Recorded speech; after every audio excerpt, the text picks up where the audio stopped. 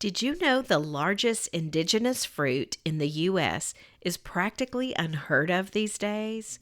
Today, we discuss the pawpaw, a delicious, juicy, almost tropical tasting fruit that you can't find in the grocery stores. We'll discuss the why of all that at the table. I'm Lainie. And I'm Laura Beth. And we are Steel Magnolias. The strength of steel With the grace of a magnolia. We are here to have uplifting conversations about life in the South.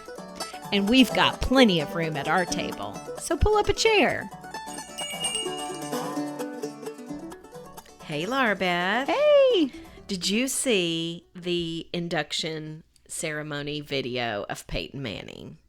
Oh, for his induction to the Hall of Fame. He got his gold jacket. Yes. But no, I didn't see You've the got video. to watch it. It is precious. Okay. You know he's like a dream guest for me to be on the podcast. Me too. I'm just, please, Lord, let that door open. Peyton, have your people call us.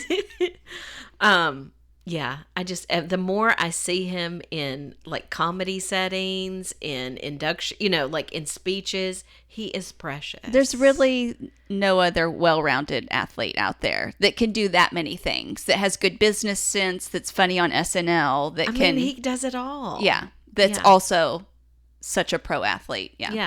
Yeah. He's just an all-around great guy. So. Well, I'll have to, maybe I'll watch it. And is it worth linking in the show notes? Should I for just sure. Okay. It's all right. So cute. I know I'm biased because he was a Vol, but it's just so great. That's awesome. He's a great Southerner. So is his dad. So are his brothers. Like, they're just great. Yeah. Yeah. Family. Legacies. Yeah. Good legacies. He gives a nod to his dad and his brothers. Yeah. It's awesome. Oh, that's awesome.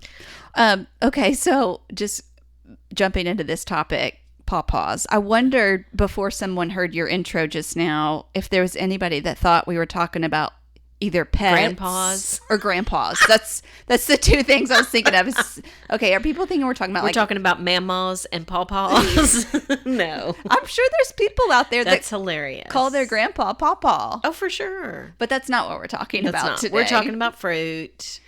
And I first think of the song, and I'm not a singer, but I'm going to just, so y'all know, this is me being vulnerable. Picking up pawpaws, put them in your pocket. Picking up pawpaws, put them in your pocket. Have y'all ever heard that? Way down yonder in the pawpaw patch. It vaguely sounds familiar, but okay. If you were name that tune, I wouldn't been able to fill in the words for you. At all. That was my first thought when I think of Pawpaw, is that just cute little catchy song. It's like a kid's song. Yeah. Yeah.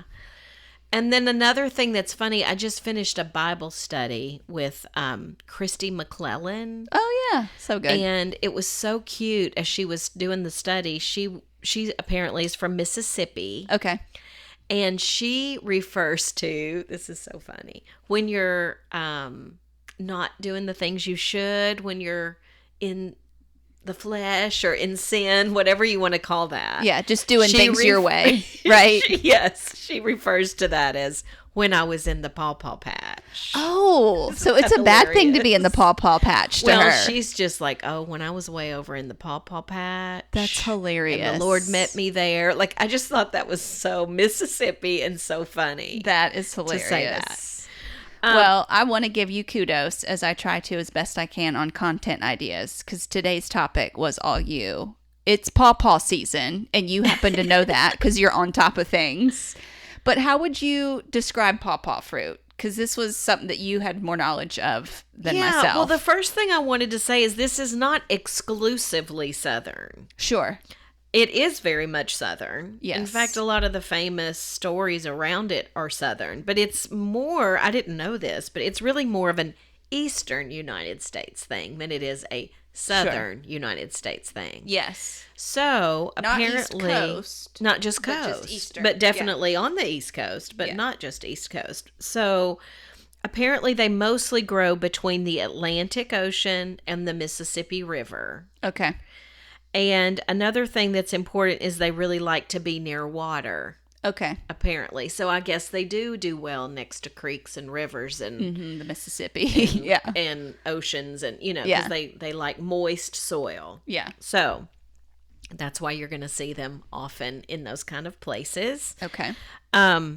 And they also grow in temperate climates. Mm-hmm. And a lot of times, apparently, you hear Pawpaw Patch because a lot of times they are in like cluster. Right. Like you'll see not just like one tree, but Right. like several A together. little Pawpaw forest. A little Yeah. patch. Yeah.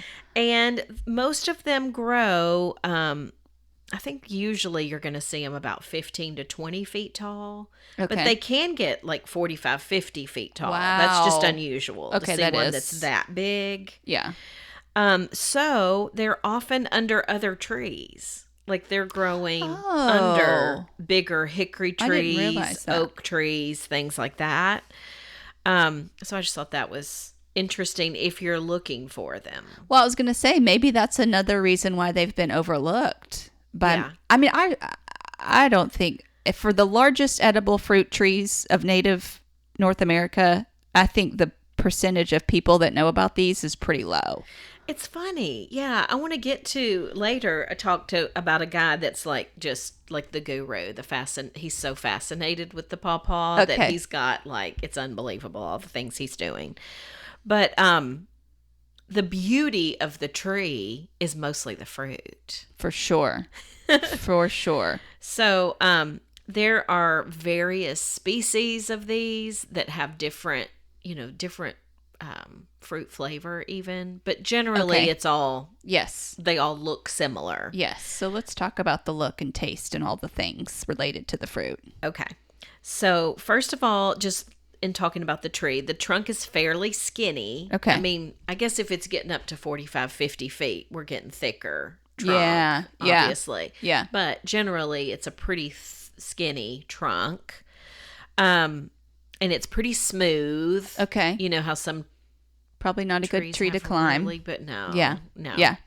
The leaves are dark green. They turn yellow in the fall, like Okay. a really bright, pretty yellow. And the leaves can be up to, they're usually around, longest ones like 12 inches long. Okay.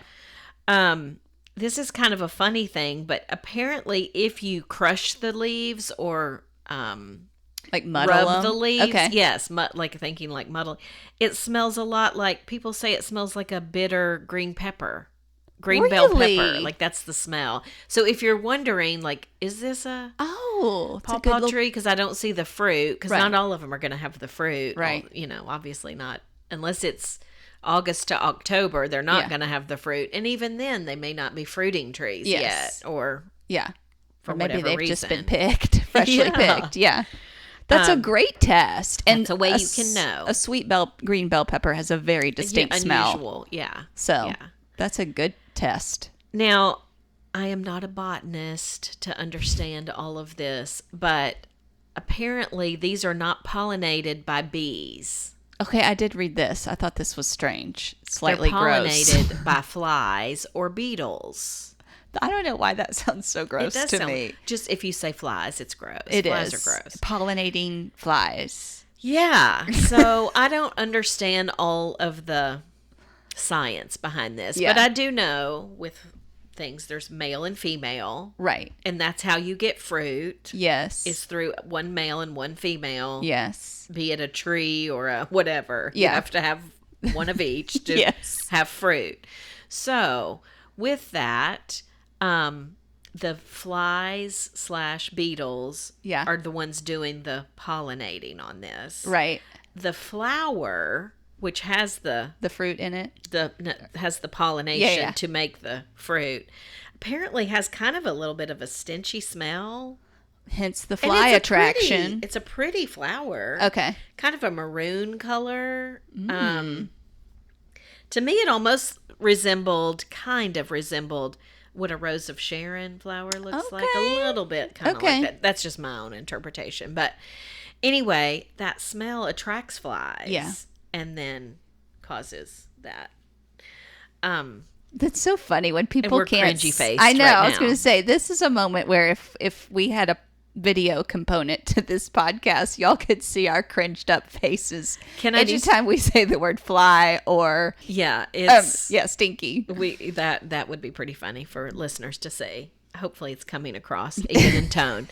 But can I just tell you, I'm going to go even a step grosser, is I literally heard somebody talking about this on a video that said, oh, and if your trees aren't producing fruit and you really need to get more pollination happening, just put some kind of roadkill nearby. No. I'm not kidding. I saw that. Yes.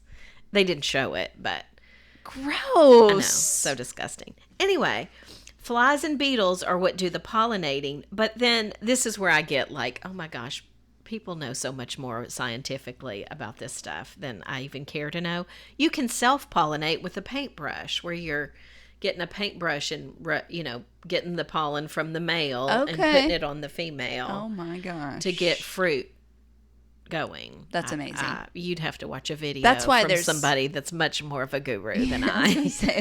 That's why there's majors in college right? for this kind of stuff. I know. This is a trade for sure. But yeah, the fruit is the prize of this Yes. tree. And so the fruit, it's a green, almost bean shape, Yeah. kind of. Yeah. It reminds me of an avocado in the sense of it has a skin with all of the gushy Yes. softness inside. Yes. An avocado has one big seed, whereas this has many smaller seeds. The seeds seem like they would be annoying to In pick eating through.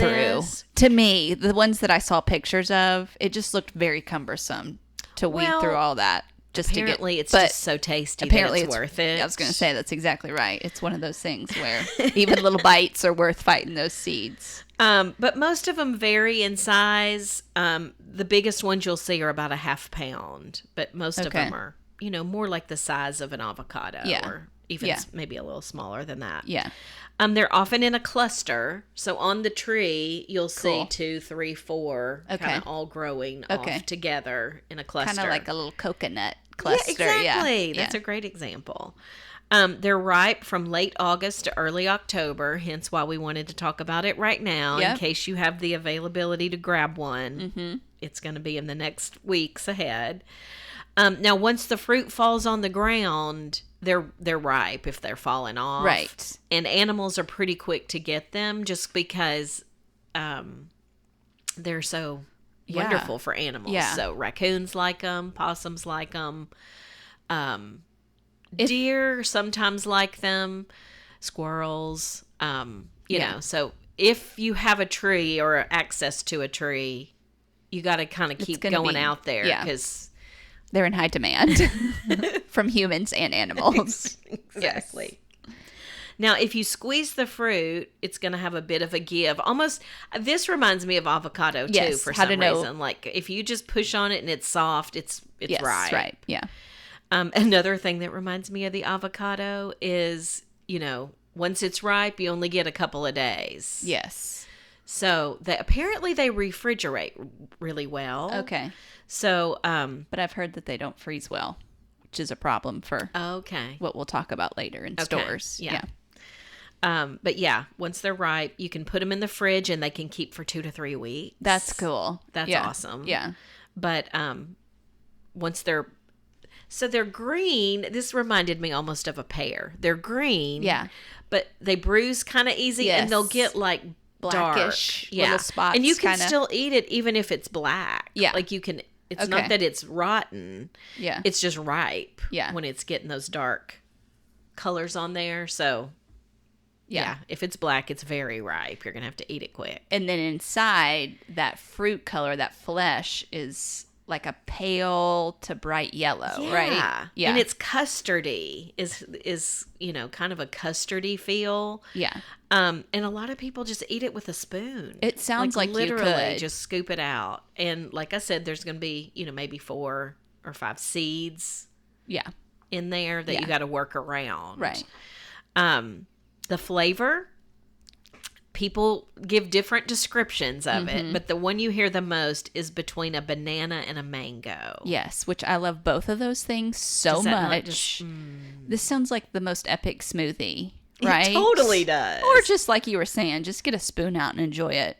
yes. Just with its own, with no other added flavors. But It sounds like perfect smoothie material, too. Totally. Occasionally, you'll hear people say reminds them it has a little bit of a pineapple flavor to it, or a melon. Yeah, I've even heard cantaloupe in there. Just that sweetness. I guess if there's different levels of ripeness, And it can have a bitter. Like, there's some of them apparently have like a bitter note, but not all of them.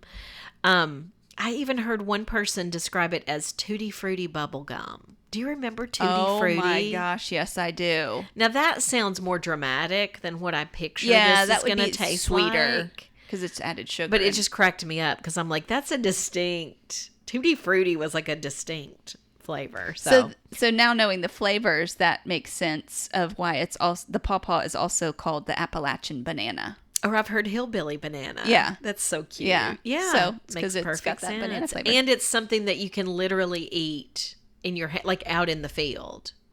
Yeah, I read a story actually that was someone that was really just starting to get into sustainable living. Like they were really feeling convicted to learn how to feed themselves. For a variety of reasons. And this was one of the fruits that they were going to start with because they felt like this was when it was somebody in the South. So it's like native to this area. They were just trying to get as basic as they could back to the land. What it would be like if you had just landed in this area with no innovation and progress. Yeah. So I thought that was interesting. I'll just go ahead and jump into a story I was going to tell later, and that is apparently, these rumors that come around from stories of old. Apparently, Lewis and Clark had written about that they had to live for 3 days only on Pawpaws. Wow. That's all they had that was edible to sustain them to stay alive. Yeah. So they were very grateful for the Pawpaw. Yeah. So they're kind of over it, though, probably at that point, though. It's lost its golden, lackluster excitement. Yeah. Well, I think we should get into one of the main reasons you're not going to, we've enticed you to want to taste this now, but why can't we just go to the grocery and grab one? It goes back to the dollar. Mm-hmm. Everything comes back to the dollar. So apparently they don't stack well. Yeah. And they don't ship well. Yeah. So there you go. And as we mentioned, in terms of even shelf life, they've got about a 3 to 5 day window of being, ripe and purchasable. So that's not a long enough time, even if you could get them there, even if they were stackable. Yeah. To get them there. Because as I said a minute ago, they don't freeze well. And so, because I personally, I buy frozen mangoes year round. Yeah. Because I use them in things like smoothies. So I buy frozen cherries if this was available for that reason, in frozen format, I would have interest in that. But apparently they don't freeze well. So that makes them all the more enticing, which is also why you'll see them on like fine dining menus where they're making, frou-frou desserts and things with Pawpaws because they know not everybody's going to be able to get it. So let's, bring it in as the... It's like the soft shell crab approach. I know, it's such a delicacy. That's funny. But it's apparently because it's similar to a banana, there's a lot you can do with it. Like bread, Pawpaw bread, like a banana bread. It's even, I found several, again, this may be more for the making it, the chic, unusual thing. Okay, yeah. Used in brewing of beer. Really? Like there's Pawpaw beers out there if you wanted to. I don't know how much of the flavor actually comes through when you've got yeast and hops and everything else. But that's so true. Anyway. Yeah. It's kind of interesting. I saw ice creams, custards, jams, all of those make good Pawpaw flavoring. And then, anything. I'm such a bread lover. So anything I saw with Pawpaw flavoring sounded good. I even saw Pawpaw pancakes. Oh my gosh, that sounds doesn't delicious. That sound perfect? Pawpaw salsa. Ooh, if you like seen mango salsas. I was going to say, if you like a mango salsa, then you probably like this. I'm kind of like, I like my salsa spicy, so mango salsas are a little weird to me, but I would try it. I'd like it paired with certain things. Like I like a mango salsa on like a fish taco. Oh, that's true. Or like just with certain. Yeah, I don't really true. like it on beef, but puddings, breads. It's all got my vote. Custardy. Yes. Like anything you would think of that you could use with custard. Like even with the pancakes, I think about the consistency of pumpkin.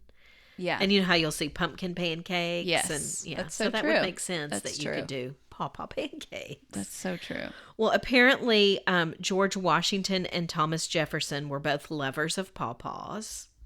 They had them planted at Mount Vernon and Monticello. Okay. And the rumor is that Washington's favorite dessert was just chilled pawpaw. Really? I Wow. don't know if these stories come about, I know. by someone who toured Mount Vernon and saw one tree and came up with these stories. Or Yeah. is that really true? I don't know. Did the cook write that down and passed it down in their family line? So now we know. Who knows? Who knows? But I can see how, I mean, things were simpler. It's not like they had a million ingredients to work with all the time. So I can see how in the September, October, he would have, Sure. really enjoyed those chilled pawpaws as his ending to his meal. Yeah. And we forgot to even mention the reason it's called Pawpaw.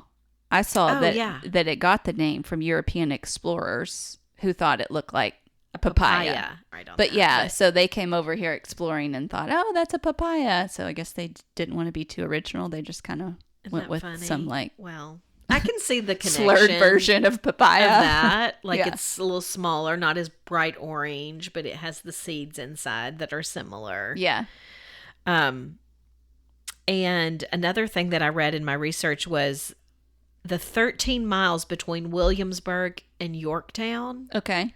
Apparently, it's just lined with lots of pawpaws in that area. Okay. So, so if you're around there, that should be easier to find than for some of us. Yeah.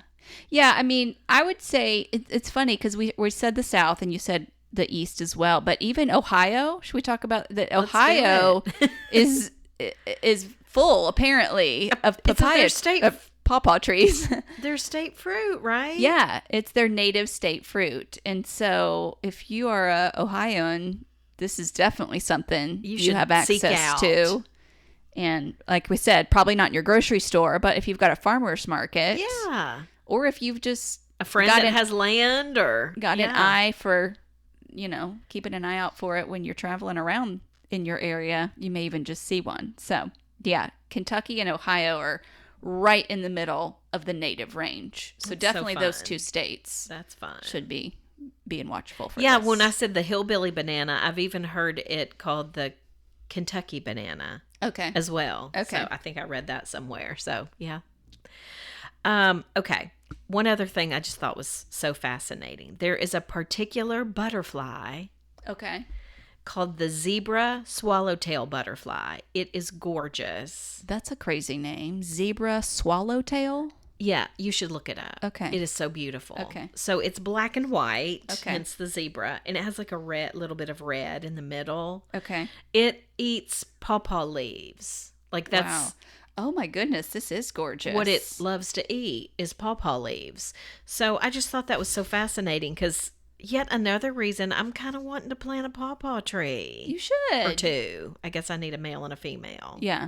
I'm not going to be out there with my paintbrush, though. This butterfly literally looks like a zebra. I want these butterflies to come around, and I want to eat the fruit. Sounds wow. so fun. Isn't that beautiful? It's gorgeous. So anyway, I thought that was fascinating.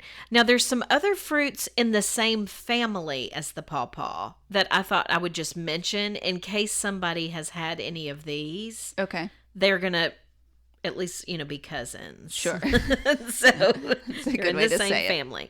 And these are even more tropical. Okay. Okay, so these others in the same family are soursop. I'm probably going to butcher these names. Don't laugh, y'all. Rollinia, custard apple, and cherimoya.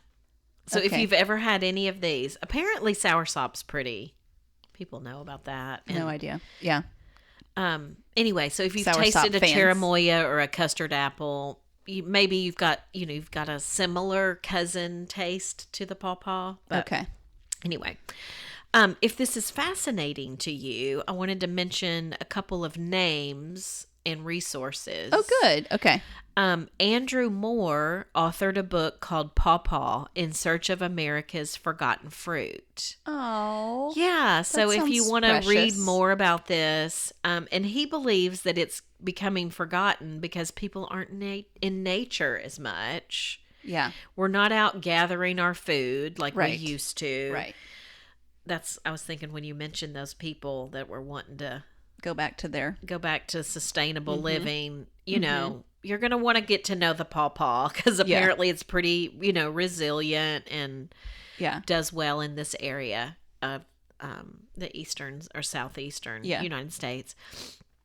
And also, so the guy that I mentioned earlier, his name is Neil Peterson. Okay. He is so passionate about pawpaws. He's cultivating various breeds of pawpaws. You can get just extensive information, everything you would want to know, and then some on pawpaws, and purchase trees from his website. It's petersonpawpaws.com. I love it. Pretty straightforward. Yeah. He names his pawpaws from rivers. Okay. And he just had one that came out that was exclusive to the Southeast. Oh, cool. Anyway, so we should be selling that on our website. Just kidding. So there you go. There's your pawpaw guru. That's good. I'll link to both of those in our show notes. And then anything else you wanted to say? Well, again, just to reiterate, obviously I want to try one, but I feel like if there's a fruit that is native to my homeland, then it's meant to be a part of the sustenance of my personal body. Oh, otherwise, yeah, I'd be born somewhere else where other things grow. That's so interesting. Yeah. And so I was like, well, what if this has like nutrients that like we my need. personal body needs?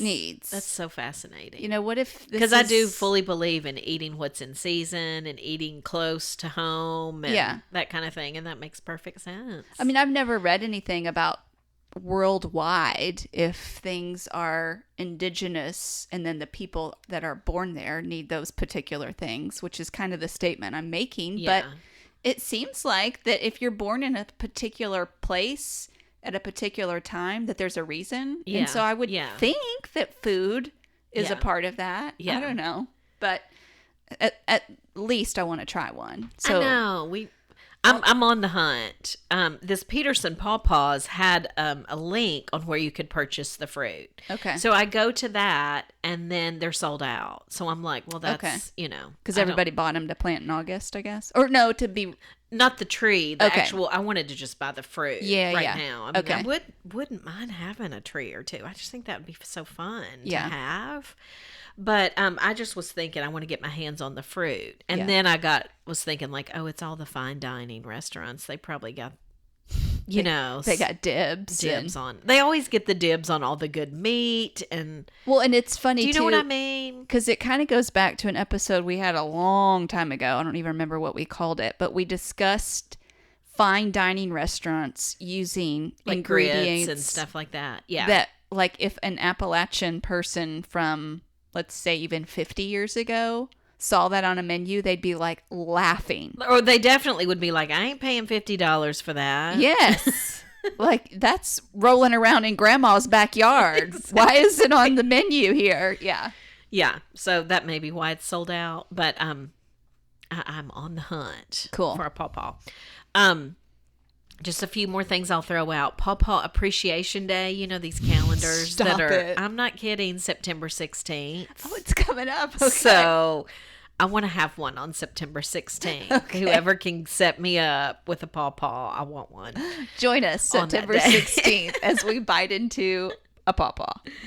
And there are festivals and towns named Pawpaw. I just had to give the shout out. Is that where we should go then to get...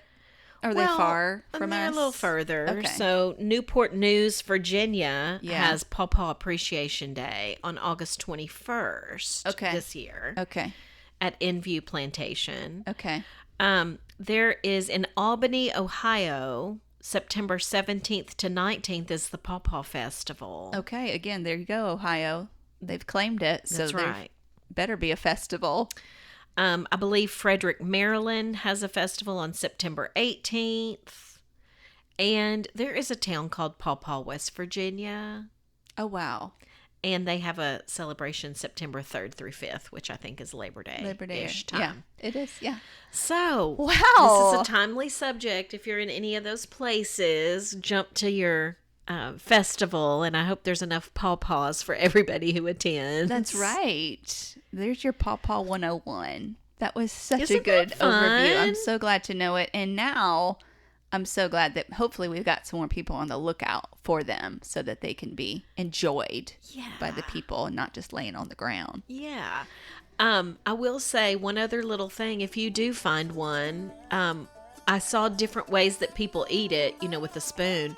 But you can even, if you picture, let's picture you're not cutting it where it's open lengthwise, Okay. but you cut it down the middle where it's now too, how do you describe that? You're better at things like this. Like there's almost like a top and a bottom.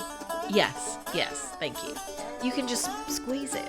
Oh. Do you see what I'm saying? And yes, Yes. the seeds are going to come too, but it's custardy enough that you can just eat it without anything in nature. This is like the ultimate baby food pouch too. They sell all those pouches in stores for baby food on the go. Hilarious. This is it. Yeah. This is nature's version of Gerber baby pouch. How fun is that? That's great. Well, thanks for bringing this up. And Ask your pawpaw if he's ever had a pawpaw. oh, well played, well played. Yes. Well, we do hope that you enjoyed this episode. If you are loving this podcast, we would so appreciate you sharing this with your friends. That's the very, very best way that anyone can find any podcast. That's right. That's what I do. And so you have influence over people in your life that we don't. And so we would so appreciate you sharing us with the friends and family that you love. Okay? Peace be with you. And also with y'all.